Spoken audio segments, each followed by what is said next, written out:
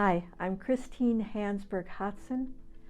I'm a licensed clinical therapist here at American Behavioral Clinics with a specialty for drug and alcohol or AODA counseling, as well as a certified employee assistance professional, so I work with businesses, and I am also a certified clinical supervisor, so I have professionals who come to me who need supervision.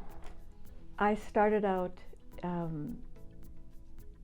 in social work because I knew many people who needed help with many different things.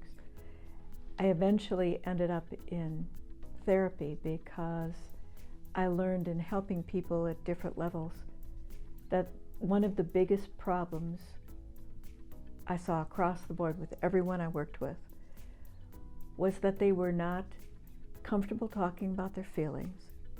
They would store up feelings, they would get stuck emotionally, they didn't understand why they couldn't talk about subjects or situations and not get stuck emotionally.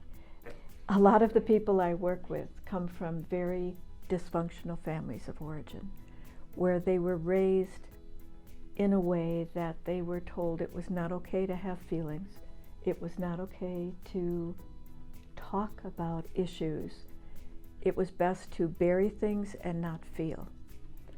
By the time they get to me and I start asking questions about how do you feel about that, they're stuck, they have no idea how to identify and express what they're feeling.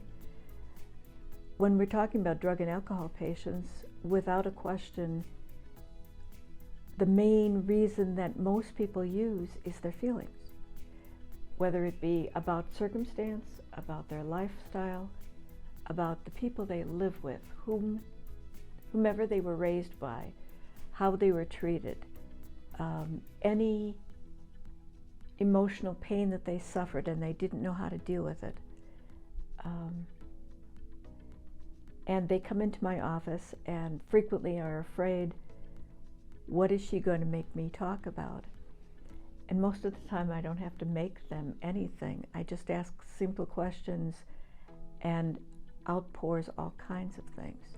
I treat people with everything from minor behavioral problems with police to major difficulties to OWIs, operating while intoxicated, conflict within families. That's one half of my caseload. The other half is straight mental health patients who could have anything from difficulty getting along with people just on a day-to-day basis to having significant mental health issues that they've inherited from family. Things like schizophrenia, bipolar disorder, many mental health issues, and they need to understand what they're dealing with and learn how to live with it, work with it, because it's not fixable, it's not going to go anywhere. And many people come in here very frightened that I'm going to tell them some horrible things about themselves or their condition and they're not going to get better. My goal is always to help people get better, to feel more calm and to learn to like themselves despite whatever difficulties they may have. I love my work. I have a huge caseload. I see people from 17 to 90 and with any kind of problem you can think of.